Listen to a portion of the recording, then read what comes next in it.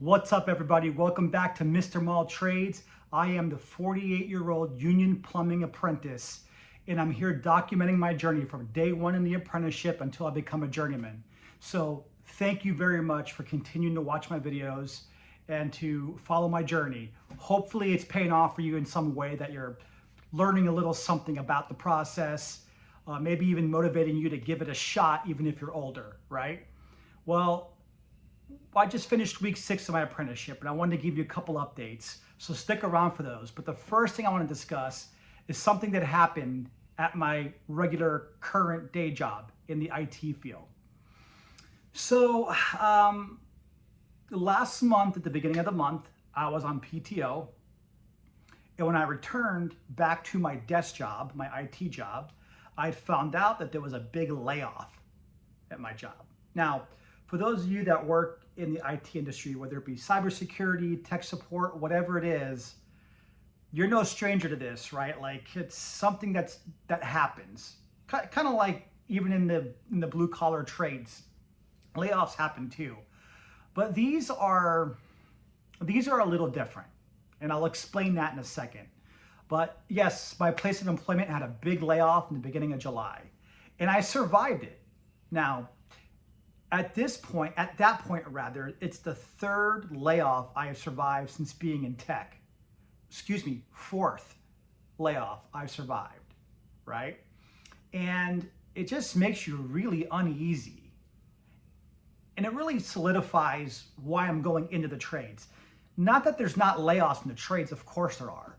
But, you know, when you learn a skilled trade, you have something that can keep you employed. And with the union, they send you to work when there's an opening. So it's not like you're on your own creating a resume and submitting it to all these construction companies. They take care of that for you. It's one of the beautiful things about the union. But in the private sector, and especially in my current industry, which is cybersecurity, layoffs are just prevalent. And these don't just happen to low-level people, right? And I'll get to that too in a second. But not even a month later, like just a week or so ago, another round of layoffs at my current job. I think it's something like 12, 13, or 14% of the entire company got laid off. People I knew, people I sat next to, got laid off. I survived that one too, my 5th bullet. There's only one more left, right? It sucks, you know? These people are now, you know, they have families to feed, and they're on their own. They have to polish up their resume. They have to, you know, go on LinkedIn and just run their rat race, man, and hope to get an interview. And speaking of that, in this industry, in the IT cybersecurity industry, it's not easy getting a job. It's not like you get laid off and then you're back to work in a couple of weeks. It takes a couple of weeks to get an interview, you know? But yeah, so these people I work with laid off, and they have to find a job now in this really tough market. And I have friends in the industry that say, oh, AI is not taking over our jobs. There's nothing to worry about. I call BS on that. Now, I think what a lot of people have in mind is like AI is going to be like these robots like Terminator 2. No, that's not what the AI takeover is going to look like. The technologies that AI can create to help software is what it is. It's cutting down on the workforce needed to deploy products, right? To get products deployed faster and quicker and better, all powered by AI, and the way AI can propel solutions. And that's the real issue here. On this second layoff in the last month, they sent an email saying, our company is moving in an AI forward direction, and there's a long list. I'm not gonna give away too much information or who I work for, right? That's, like I say, if it's not public, I don't say it. But, you know, they basically said AI is our new direction. So, you know, in my job, one of the things that we're required to do is feed the computer solutions to problems that customers have. Why? So that you can find the solution faster, and so customers can use AI to find the answers to solutions.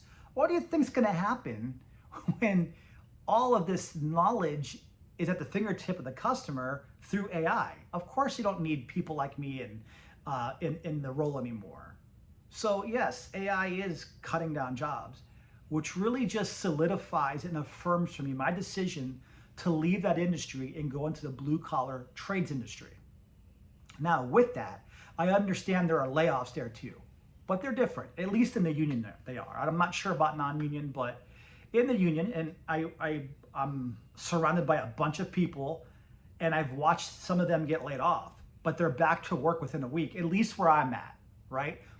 That might be different, okay? You go into the trades knowing that layoffs are a fact of life, just like you do in tech. But there's a fundamental difference here. In tech, you're on your own.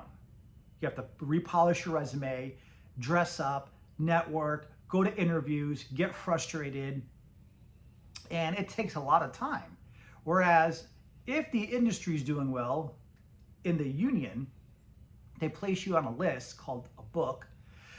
And when an employer or a contractor needs someone and you're on that list, they call you and put you to work. So everyone that I've seen so far in the couple of months, 2-3 months I've been with the union, I've seen them go to work pretty much right away. I've seen a lot of people not go to work. I'm one of them, but we just haven't got a job yet. So it's not like we've been laid off and we're sitting around.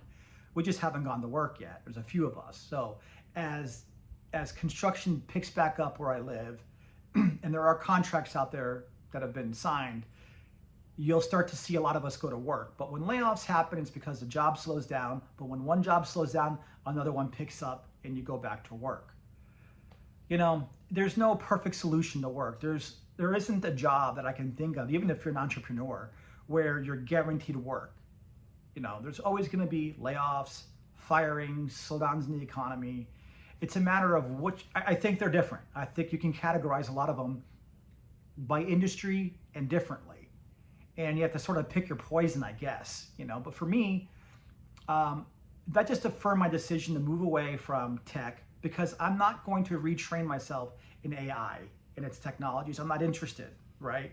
And it's so ever changing and so abstract that it's difficult to keep up with. And your set of skills goes dry fast. If you're not really on top of it and really motivated, you're gonna get left behind. At least in the trades, there's a tangible piece, right? Like muscle memory. You can build something, create something, and you can't forget that skill. And that skill is timeless. Plumbing is timeless. Threading a pipe is timeless, okay? Installing something to spec takes a human brain. It's timeless. There'll always be a need for people. Will AI come in one day and reduce the blue collar workforce? Maybe, I don't know, but I do know it's reducing the tech workforce right now at an exponential degree. So I wanted to share that with you guys because it's spooky, it sucks, and real people's real lives are at stake here. And it really just affirmed for me my decision to move forward. Now, there's a saying, you know, one step back, two step forwards. Sometimes you got to move out to move back in. I've heard all these different ways of phrasing this concept of sometimes you got to take a back seat, look ahead of you, and then you can move forward and keep progressing. And, you know, taking an apprenticeship is something that fits that phrase, right? I'm going back to a lower status, making a lot less money, but for what reason? To move ahead and forge forward past my apprenticeship. And that's motivating me. That's my why. That's what's going to keep me going throughout this time. But I wanted just to share that with you. So we'll go on to, you know what? As a matter of fact, I'd like to hear your comments, honestly. Have you been laid off? How long were you laid off? Are you in construction when laid off? How long were you laid off? Are you in the tech industry and have seen layoffs or were laid off? And how long were you laid off? Let's talk about this in the comments. Tell us about your story about getting laid off and how long you were and how it affected you. I think it's important for people to see this and read about it. But back to my apprenticeship. A couple cool things happening. As you guys know, I'm in a new class right now. It's called pipe fittings, valves, pipe hangers, things of that nature. And we've been learning a lot about the different types of fittings.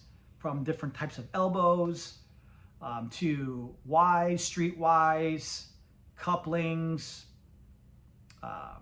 unions, valves, flanges, just everything you can think of. We've been learning that. It's a lot. It's a lot more than I thought it was going to be. There's different material, different types of different fittings, different use cases for the fittings, different pressures that these materials can handle. And there's a lot to learn in this. So I like that though. I want to be engaged and activated and learn a lot. And that's what I'm doing. And another cool thing that happened this week is I got to cut and thread nipples. You heard me right. Not the fleshy kind, okay? But like metal pipe.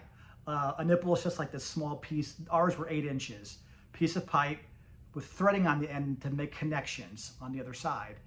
And for us, there was a pipe threading machine rather, where we slid a long piece of pipe. It was like 15 or 20 feet long, piece of 3/4 inch pipe, cut it, used a threader, flipped it around, threaded the other side, make sure that the fittings would screw on there properly, the threaded fittings, and I had a blast with it. I picked up on it very quickly, and I really enjoyed that hands-on aspect of it. It's like a skill that I've now got that I'm not gonna lose, and I can bring to the job site, hopefully, right? So that was really exciting. So it's been a good class so far. Next week we're doing some more. We're almost done with the book actually. We've been really barreling through it. So I think we're gonna be finishing that in a couple of weeks here, taking another test, and I believe we'll be shortly getting into brazing, which I'm super stoked for. I plan on, over the next couple of weeks, I'm getting some certifications, OSHA certification and a couple of others. And then after that, because those are gonna take up my weekends, after that, I'm gonna go back to the weld shop, do some welding and some brazing. And I'm just doing as much as I can to learn as much as I can, as quick as I can. So that's it, guys. That's my update for the week. Let me hear your thoughts about the layoffs. If you've used a pipe threader or whatever you've got, throw it down there. And thanks for watching, Mr.